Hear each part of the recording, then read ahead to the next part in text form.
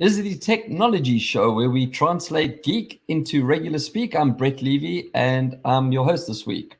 So today's show, I'm actually calling Belkin's birthday box because it's my mother's 70th birthday today. So happy birthday, Mom. Love you lots. I wish I was there, but as they say, the show must go on. So I had to be here today. Well, no, you're 12,000 kilometers away. But as I was saying, I call it the Belkin birthday box because I actually got lots of gifts. I got sports. I'm actually going to bring up my slides. Let's just quickly go there and bring up the slides and we get into Thingz with a Z. So for this week's Thingz with a Z, Belkin actually spelt me. Now, I know everyone's saying, well, you should be probably spoiling your mom then, and I will.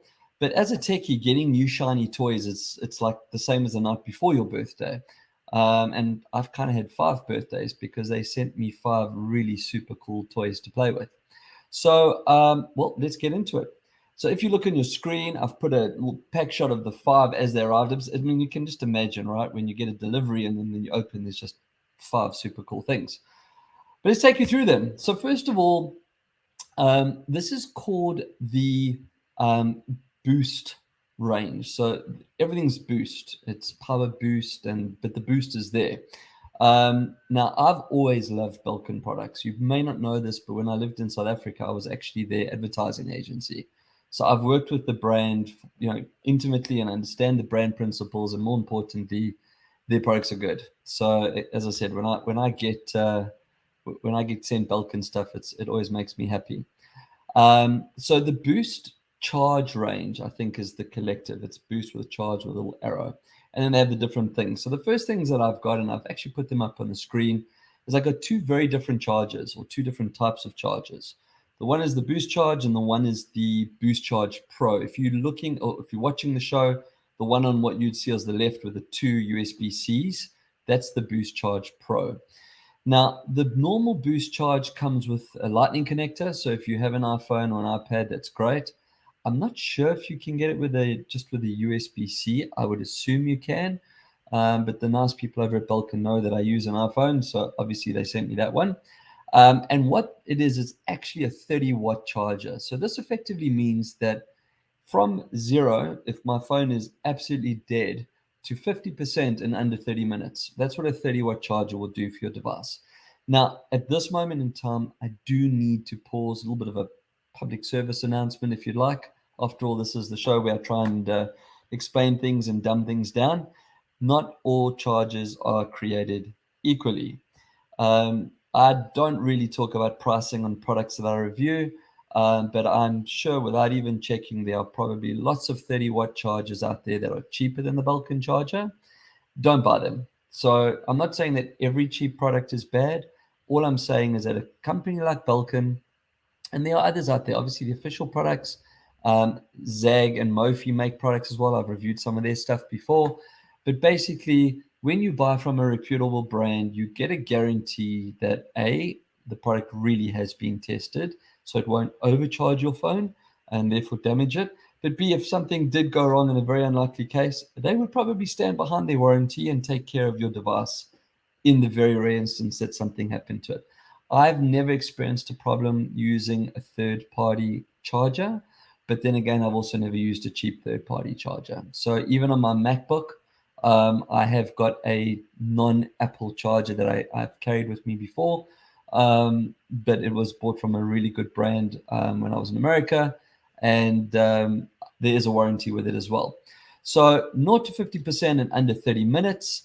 Another thing I need to point out there as well is that if your phone is old, and also then obviously if your battery is old, the older the battery, the harder it is to charge, or the harder it is for the battery to take charge.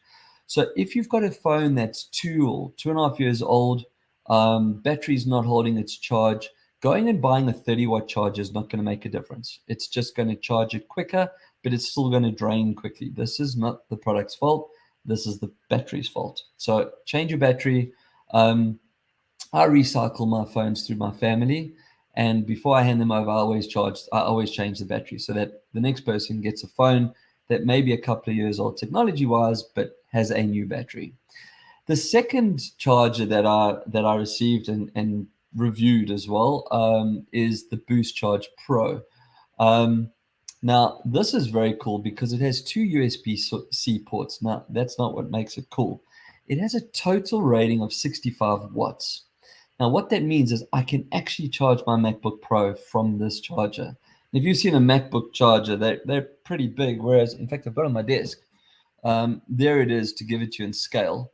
That is significantly smaller than a MacBook charger. And what's nice about it is that it has a total power of 65 watts. And then if you look on the two different, I don't think you're going to see this if I hold up to the camera, you might. If you look at the two USB, it says there on the top one, I think it's the top one is 45. Yeah. Top one is 45, bottom one is 20. So the top port will deliver 45 watts, and the bottom one 20 if two devices are plugged in, or each one of those, doesn't matter which one, will deliver 65 watts. So what that means, I can plug my MacBook off here, or I can plug my iPhone and my Mac and my iPad off here and run that, and they'll both charge super fast. With 45 watts, it's actually enough to, it might not be enough to charge a MacBook Pro and still utilize the second port, but definitely a MacBook Air. I think the MacBook Air is 37 watts or 41 watts. I'm not 100% sure, but I'm pretty sure that it's below 45 watts. And even if it's slightly more than 45 watts, you would still be able to charge your MacBook Pro plus an iPhone or iPad or something else as well. So when you're running around, not having to carry two chargers, and more importantly, not having to carry your big MacBook charger, I use a hub. So I've got my external screen. You always see I'm always looking all over the place. And all other kind of peripherals, including my MacBook charger in the hub. So I don't have to unplug that every single time I run around. So this is absolutely perfect. I can just take it. It's light. It will keep my Mac charged as well as another device. I've got lots of cables in my bag. So very cool. I was really excited to get that because I've always wanted a high wattage portable charger. Right. So what else did we get in our bag of tricks? Well, if you hold your horses, I'll tell you.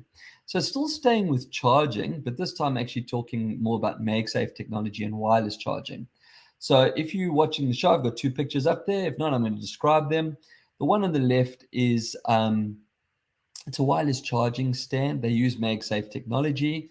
The one that looks like a stand that's up there, I actually have that next to my bed. Now, on my desk, sorry. What's cool about that is that you can connect your phone, but you can and charge it, but you can also turn the phone landscape. So if you were sitting and watching content on your phone, you could actually still connect it to the charger and still keep it in landscape and still charges, which is very cool. So that sits here on my desk. And then the other picture is just a dual charging pad. Each one of those is 15 watts. So remember, like I said earlier, with the 30-watt fast charger, 15 watts is still a lot more than a standard charger. It's not going to give you the 0 to 50% in 30 minutes, but it'll give you 0 to 50% in an hour. But that one's next to the bed. I can put my phone down on it, and I can put a set of buds. As you know, I actually have two phones. I use an Android phone for gaming. So I can have my iPhone and my Android phone charging simultaneously next to the bed. It's neat. It's got quite a nice grip feel surface to it as well. And also being MagSafe, it's magnetic, so it actually locks my device onto the pad so I don't bump it off. There's a small little white light that appears when it's charging. And I think my wife did the other day. She actually took my iPhone and turned it sideways, like to cover both pads to see if it would double charge.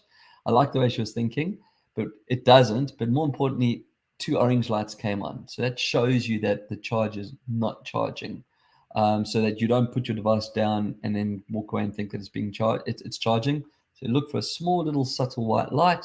Really cool, very nice, and neatly designed. It doesn't look like anything that shouldn't be on the side of a bed or on a desk.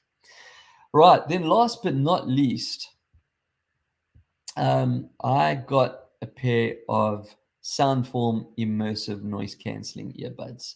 Now, you know how much I love headsets. I'm always reviewing headsets. I love reviewing headsets. I love playing with headsets. I love comparing the different headsets.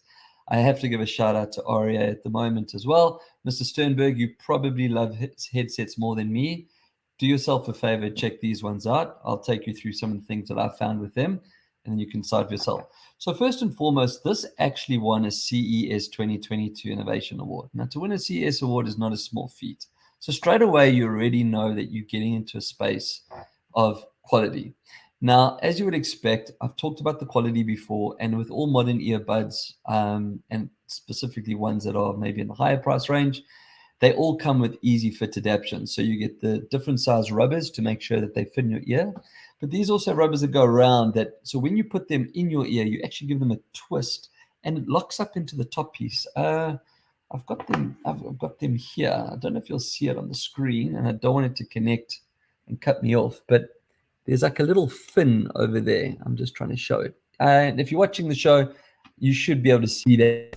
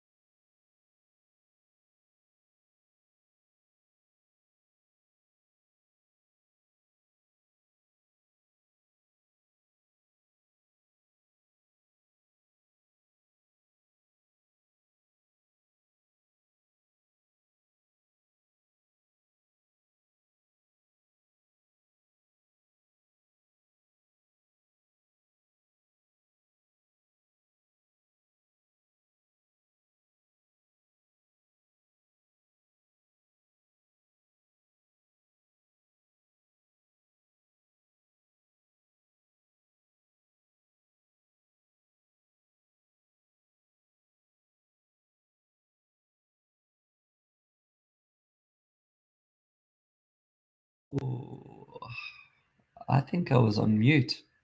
I don't even know how much of the show you heard.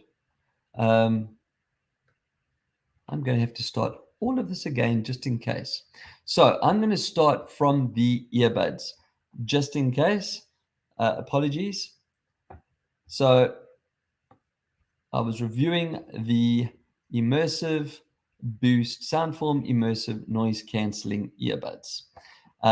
Everyone that knows me knows how much I love headsets. So super excited when I received these as part of the last 5 of my products that I got. As you would expect from a quality product, comes with easy fit adaptation, rubberized ends that you can change to fit in your ears. These have little wings as well that go in. So make sure that it locates. And the reason that it needs to locate is that immersive sound requires a good seal or active noise cancelling. So battery life is about 7 hours listening and 24 hours charge in the case. I haven't tried to run them full down, so I don't know. But I don't think Belkin would actually post something that wasn't the case. I did actually try the wireless charging case on my pad in case everyone wants to know. I was talking about the pad earlier on that it can do 2 devices. The other big thing is multi-point Bluetooth. So multi-point allows you to connect to two devices at the same time. Now, what that means is I can connect them to, or I have connected them to my MacBook, and I've connected them to my iPhone. And if I'm listening to music on my Mac and my phone rings, I just answer the phone, the MacBook pauses, the call comes through on my phone, I chat, I hang up, I push play on the Mac, and it seamlessly hands over. That's what multi-point Bluetooth is. And it's only something that like top brands have been doing for the last couple of years. It was a big frustration when in the early days of Bluetooth that they were always dedicated to one device. I have to give a shout out to Alon at this moment in time. He had a workaround for that in the early days. He had one brand of headset in the one ear and one brand, or same brand but 2 different sets in the other ear, and the one was for the phone and the one was for the Mac. Or in his case, PC. So you could just switch between the two, but you could never listen to full stereo music there. But yeah, so the other thing that's really interesting and probably why they got an innovation award at CES 2022 was that these are the first earbuds that I've ever had or come across that use Apple Find My. So if you have an iPhone, you've got the Apple Find My feature where you can find your phone or your iPad or whatever just by logging into your iCloud. These actually natively get connected to the Find My, the default Find My of your iPhone. Works so easily. There they are. They're just as part of the list of the devices that you are tracking. Now, someone might be saying, "Oh, but Brett, what about AirPods?" No, I've never owned a set of AirPods, and I never will. It's not. I just don't like the Apple AirPods. And yes, I am a big fanboy, but I didn't like the feeling of the original AirPods, so I just kind of stayed away from them. And I've got brands that I'm happy with and use and love. So yeah, waterproofing or factor rating protection IPX5. So that means that it's super sweat proof. You could go on an incredibly long run or on a treadmill or run through the roads. You could have an incredibly sweaty workout. You'll be fine. That would also mean that they rain proof, not waterproof. So, again, you can't drop them in water. But even if you were running and sweating and the rain came, they'll be fine. So just bear that in mind. It's always important to consider what the IPX rating is. I mentioned that there were 6 mics earlier on. Now, the 6 mics ensure that you get good and clear calls, but also what they do is they help for active noise cancelling. The more mics you have, they can actually reverse and push sounds away from you so that you're only hearing the music or the call or whatever it is that you're on the inside. It has Google Fast Pair. So what Google Fast Pair is if you have an Android device, you literally just lift the lid, put them into pairing mode, and hold them near your Android device. It needs Android 6 or above, but I'm pretty shocked if anyone's still running an Android that's not more than 6. And they just pair. You don't have to go into settings. You don't have to go to Bluetooth. It's just a little thing will pop up that says SF Immersive, Soundform Immersive. Now, the reason it knows that, let's geek out for a little bit here. Google always has search active. So when the API connects to the phone to say, hey, I'm a headset, I want to connect, it actually goes and looks online to say, well, what is this headset? And it sees what it is because there's a code that gets passed across. And that's how it knows to come back and name them correctly. A little bit of useless information, but it is the technology show, right? So we talk about geeky stuff. There's a great app that accompanies the earbuds. So I actually used the app on my iPhone to set up my I was going to say my AirPods, my earbuds. I didn't go to the Bluetooth and look for settings and add a new device. So when you buy Belkin products, one of the lovely things about them is their packaging. As soon as you open, you start seeing numbers. So you see 1, lift that first, 2, open that, 3, then this. And then even when you're in the instructions, they always use numbers and pictures, so that language is not an issue. Now, in this instance, the first thing you see with the little number 1 is a QR code and the App Store and the Google Play Store logos. So you know it's taking you to an app. So I scanned the app, I downloaded the app, and then it asked me if I want to pair a headset. I said yes. I put the headset in, I lifted the lid. They went flashy blue, and straight away it took me to settings and I could pair them. So it was really easy on the iPhone, but not as fast pair on an Android device. Staying with the app, it has its own EQ, equalizer settings, so they've got defaults as well. But the one setting is immersive, and hence their name. Now, I mentioned earlier on, and I don't know if that part came up because somehow my mic was disconnected. Technology, we love it. These earbuds are bigger than some of the other earbuds I've had. They stick out more in your ears. They're bigger. Even the case is a bit bigger. But the reason for that is they've got 12 millimeter drivers inside there, which gives them bigger and fuller sound. So the trade-off between something bigger sticking out of your head and or just bigger in size doesn't affect comfort, but they are bigger units, which also means they can probably put a bigger battery in as well. That's hence the reason the 7 hours. But the sound is full and it is immersive. And when you hit that button, if you were listening to voice or media, whichever of the other predetermined settings, or if you had your own setting set, it just goes like, it goes full. You can hear straight away that everything moves full.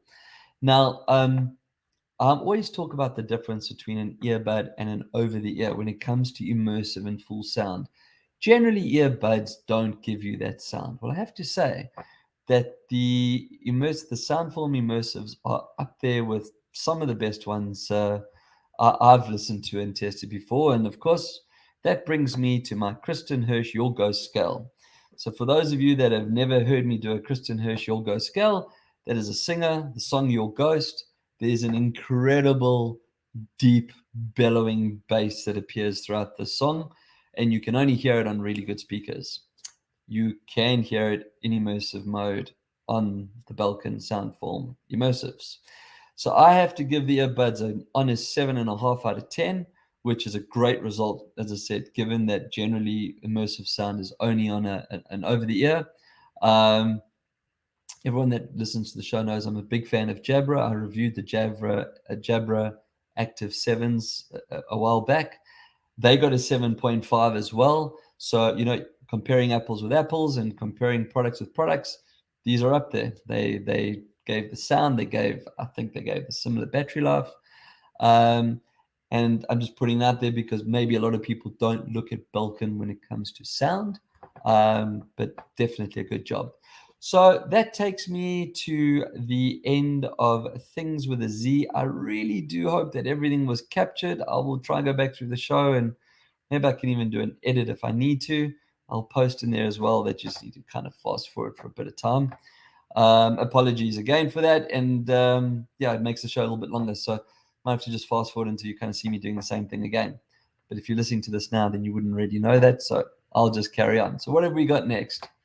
Right, tech news. So tech news today, I'm not actually going to talk about specific news items and things that happen because I was asked an incredibly good question in Q&A, which is something I was going to cover in tech news as well. So I thought I'm going to do the two together, and I'll do it coming up in the Q&A segment after our next segment, which is Are You Game? So in Are You Game, I had fun. I played Brawlhalla. I think that's it, Brawlhalla. It's a cool fighter game. There's pretty much, so it's not a new game. I think Brawlhalla is about 8 years old now. There's been different renditions of it, and they've done different partnerships. I think they featured the WWE in there. I think even Street Fighters appear there. So it's a Street Fighter style. It's a 2D platform fighter. The object's simple: don't fall off the platforms and don't get killed. Now, that sounds pretty simple. It's not, otherwise, it wouldn't be a fun game. I think, if I remember, there's 4 of us playing at the same time, so you're playing against 3 other players. And there's different characters you can choose, and they've all got different skills, and you can collect things and bombs and axes and all kinds of good stuff. The reason why this kind of came back on my radar is that Ubisoft, the publisher, has announced a total of $1 million prize pool for this season. Now, I think last year was just over $1 million as well, and doing the research and looking at the game. $1 million is a substantial amount of money for a game that maybe some people never heard of before. So it's just to show you out there that, when you think about esports and gaming, you kind of do a little bit of research as well. You might be playing a game that you're really good at, like a Brawlhalla, because as I said, it's been out for 8 years. And thanks to the technology show, we're letting you know that there's a prize pool of $1 million out there.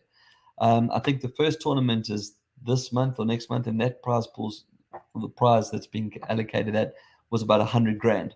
So yeah, check out Brawlhalla. It's available on PC through Steam, including Mac. So if you've got Steam on Mac, there's a lot of games you can't play. This isn't one of them. You can play on Mac, console, iOS, and Android. So pretty much anywhere. I assume Nintendo as well. I didn't actually check. But if it's on all the others, then why not Nintendo? So Brawlhalla was RU game. Right, I mentioned Q&A. I was asked a really good question, and I said I was going to couple it with one of the things I was going to cover in tech news. So the question is, what is ChatGPT and why all the fuss? Now, this is why you can probably understand, for those of you that know what it is, why I thought this was a fantastic question and definitely something that should be covered in tech news. So let's answer the question. So why all the fuss? The simple answer is it's freaking awesome. That's why. But let's unpack it a bit. So this is the technology show where we translate geek into regular speak. So ChatGPT stands for Chat Generative Pre-trained Transformer. This was developed by, or is developed by, a company called OpenAI. Now, they're the same people that brought us DALL-E 2, which was an artificial intelligence platform that generates art by a descriptor. So you type in there dog with pink bow, and it spins up 3 or 4 different versions of dogs in different styles and different art styles and so on.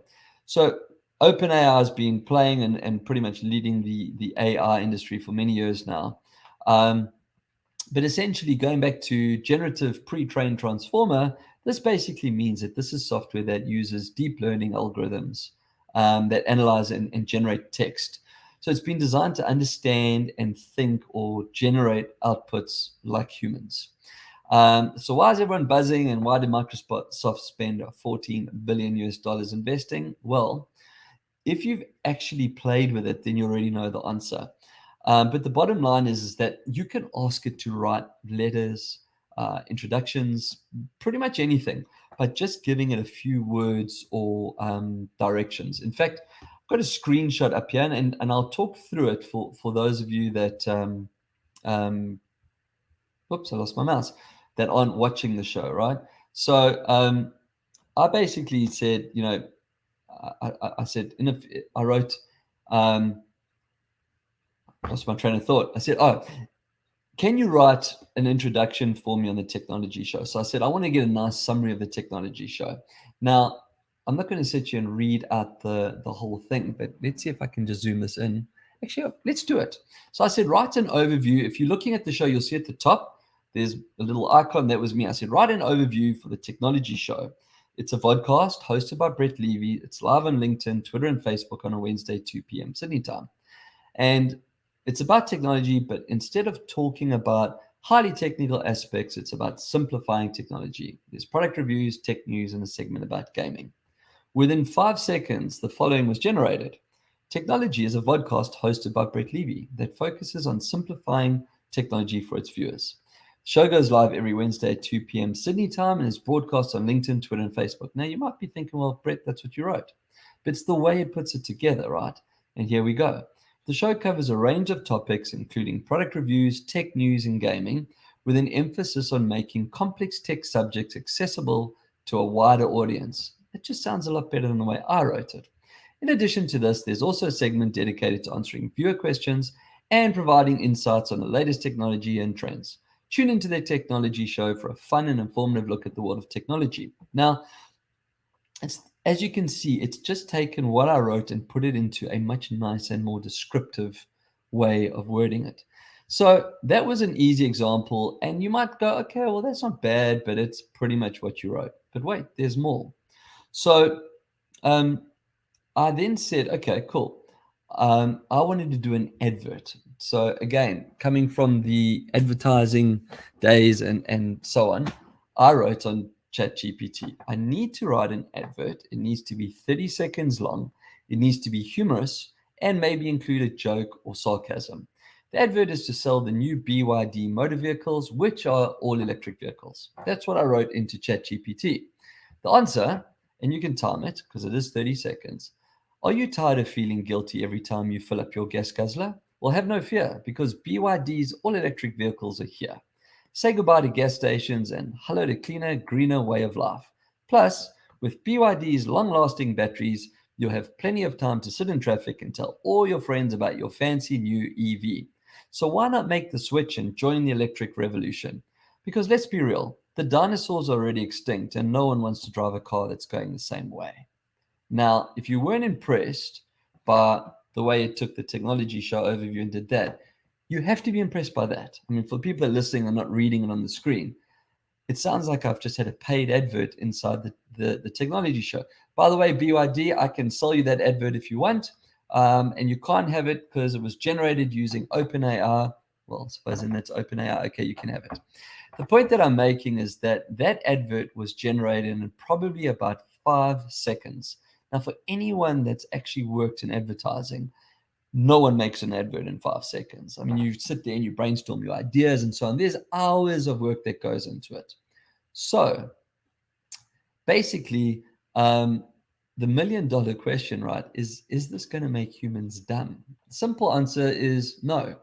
It might make us lazy, but I don't think it's going to make us dumb. But it will unfortunately put people out of work, as basic copy or posts or articles for websites or blogs can easily be replicated. I mean, I wrote a disclaimer the other day. I needed to put a disclaimer into a document I was doing. I opened up ChatGPT and I just said, I need a disclaimer for the following company, and it needs to comply to Australian law. And it generated it for me. So I never had to Google it. I never had to pay an attorney to do it. I have actually sent it through to someone who is an attorney, and they're quite happy with it as well. So clearly, it will work for what I needed to do. I didn't have to pay for it, and those are the kind of jobs that then might, start to disappear. Now, before the hate starts coming through, people, please remember, I've spent most of my career in advertising and marketing, and obviously, and not obviously, but I fancy myself as a pretty good wordsmith. And the reality is, there still needs to be exceptional copywriters and authors, but the run-of-the-mill stuff can definitely be done using ChatGPT. I'll actually pause at the moment because I actually only found this out today. But Nick Cave from Nick Cave and the Bad Singer, Seeds, the singer, he's actually Australian. I didn't know that. He wrote a scathing comment online about the fact that someone tried to write a Nick Cave song. So you can go into ChatGPT and write a new song about X1Z in Nick Cave style. And because it's researched, well, the entire internet and knows who Nick Cave is, it generated. He wasn't impressed. Now, was he not impressed because he was really scared that no one needs Nick Cave anymore to write songs? Or did he just really feel he could write a better one? And he was talking about pain and the human suffering and all that he goes through when he writes these dark lyrics. Maybe, I don't know. What I can say, schools are already starting to ban it, and engineers are developing software that can tell if you've actually generated the content using ChatGPT. Google's talking about releasing their own. China's talking about releasing their version. So it's definitely disrupting the industry. I like it. I think, like all tools, though, it definitely does more good than evil. I love using it. I used it to write a letter for me the other day, and it even goes, "Dear insert name here," which I thought was great. I asked it to write a poem that was about a young girl trying to make it in the world of esports, and I said that I needed to rhyme as well. It wrote this poem in less than 30 seconds. I'll actually share the poem in my post afterwards. I'll put it up there. And it was good, So I told her what I wanted to do. I'll put a screenshot of it up there when I share it up later. So yeah, so that's basically ChatGPT. I hope that answers the question, as well as is newsworthy, because I said if you haven't seen ChatGPT running around, then I don't know, your head's been buried in the sand.